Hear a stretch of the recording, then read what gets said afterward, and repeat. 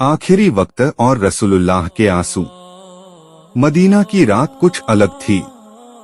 हवा थमी हुई, आसमान खामोश, जैसे पूरी दुनिया किसी अनदेखे गम में डूबी हो। घर के बाहर सहाबा दुआ में डूबे थे, आंखें नम, दिल कांपते हुए।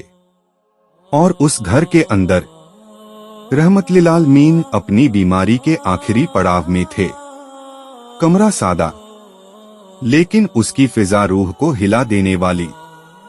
रसूलुल्लाह लेटे हुए थे, सांसें धीमी, कमजोरी साफ दिखाई देती थी, मगर चेहरा अब भी रोशन, जैसे चांद बादलों में भी चमकता है।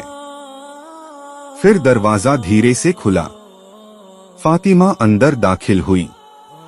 आपने उन्हें देखा और होठों पर एक नर्म, मोहब्बत भरी मुस्कान आ गई। परिवार और सन्नाटा। अली करीब बैठे, हसन और हुसैन और पास आ गए, जैसे वक्त ठहर गया हो। किसी में बोलने की हिम्मत नहीं। और फिर रसूलुल्लाह की आंखों से आंसू बहने लगे। कमरे में सन्नाटा, हर दिल पर एक बिजली सी गिरी। क्यों? किस लिए? आंसुओं का राज।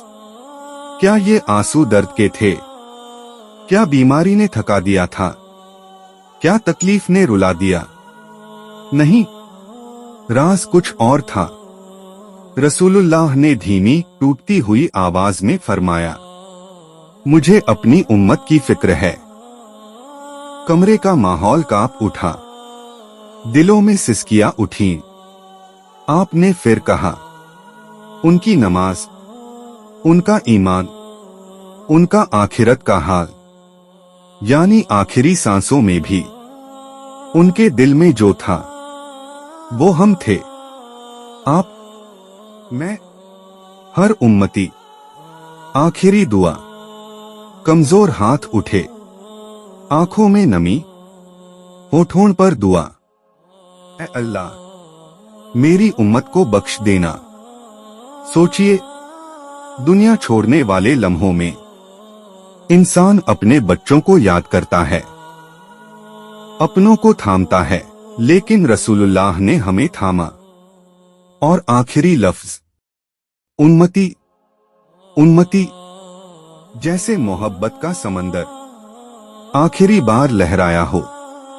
ये आंसू दर्द के नहीं थे, ये आंसू थे रहमत के, मोहब्बत के, फिक्र के और हिदायत के।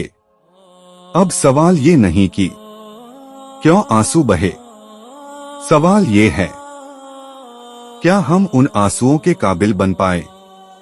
क्या हमारी नमाज, हमारा अखलाक, हमारी जिंदगी उनकी मोहब्बत के लायक है? अगर आज हम बदल जाएं, तो शायद क़यामत के दिन उन आंसुओं का हक अदा हो जाए। वीडियो कैसी लगी कमेंट्स करके बताएं, और अगर ये वीडियो अच्छी लगी तो एक लाइक कर दीजिए।